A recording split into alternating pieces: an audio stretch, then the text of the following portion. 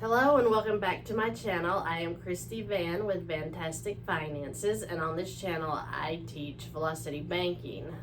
So in the previous video we were talking about the difference between the lines and the loans. So if you want to go back and review the previous videos that discuss the loan, what it is, and the line of credit, what it is, do so, and then you'll understand how we move on into this video, which is going to discuss the different types of interest that the bank uses when they issue a loan or a line of credit. So let's begin. So what is the difference? These are two completely different systems used to calculate interest. You have the simple interest and you have the amortized interest. So lines of credit have simple interest, and the loans, like a mortgage, student loan, car loan, will have an amortized interest. Now remember, in the first video when we talked about the loans, the amortized interest is on an amortized repayment schedule, meaning that every payment that they set up for you to make is exactly the same throughout the life of the loan, and each payment has principal and interest. It is a one-way lending instrument, meaning you put your payment in and it's gone. You cannot access that again. Let's talk about how the difference between temperature can be measured. So you have Celsius and Fahrenheit.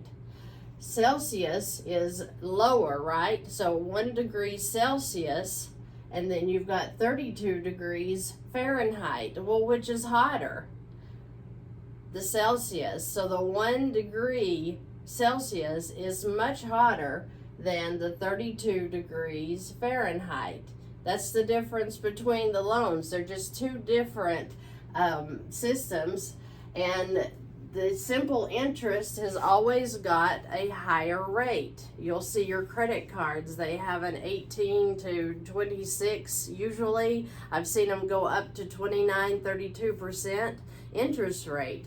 But then you have the mortgage and the car loans. Well, they're always down to 2.5.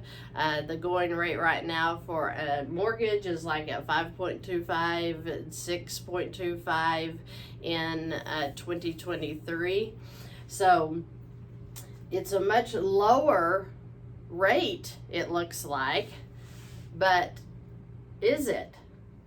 When you have a 21% interest on a card, if I was to offer you a loan and I'll say, I'll give you a 6% or a 21%, which one would you do? Well, you would jump all over the 6% because, well, that's a lower interest rate, right? I don't know, is that? So if we have the Celsius in the amortized, which means it's much hotter and much more expensive than the Fahrenheit, which would be your simple interest, then your first payment is figured mostly interest. So that 5.25% that you have on a mortgage at $250,000, which is the example that we gave in the previous video, the $250,000 loan has a payment of $1,380 a month with some change. We've looked on the mortgage calculator, which you can look up Carl's mortgage calculator. You can look up, I think, calculator.net, whatever you want to go to. Put this in, it'll give you the same totals. So $250,000 loan has a $1,380 payment at 5.25% interest. $1,096 of that goes towards the interest in your first payment.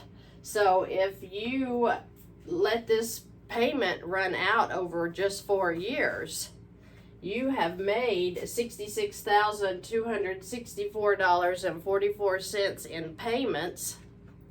But look, you have paid $50,985 in interest alone.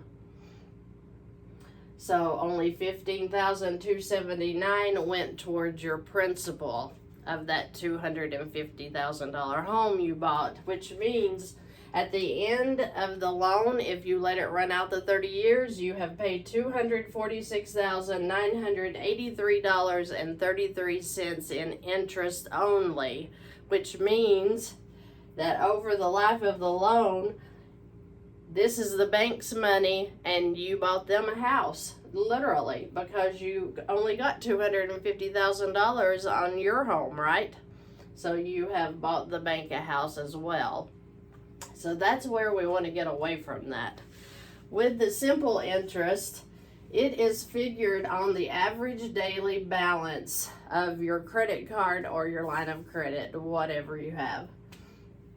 Then the 21% is figured at the end of the billing cycle. So if you have a $5,000 credit card and you've been making payments into that credit card and you've been using the credit card, whatever the average daily balance is throughout the month. So if you had $5,000 the whole month, you would be charged 21% on the $5,000 at the end of the billing cycle. If you had $2,000 one day, $2,500 the next, $5,000 one day, then they would average that out across the month and giving you an average daily balance.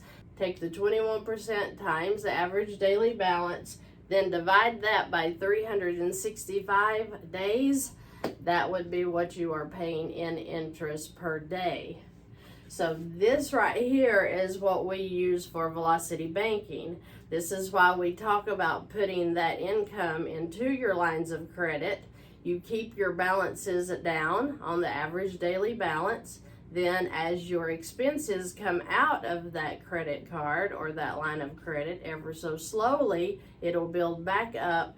But that gives you a lower average day balance that when they figure this at the end of the billing period, then it gives you a much better interest charge than just letting the $5,000 sit on the card the whole time. Does that make sense? I hope so. And I hope that these videos have given you a better idea of what a loan and a line of credit is and how those interest rates are figured on each of the loan. If you have any questions or comments, please leave them below. I'll be glad to answer them.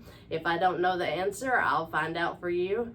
And I appreciate you watching. My subscribers are very, very kind. I appreciate you.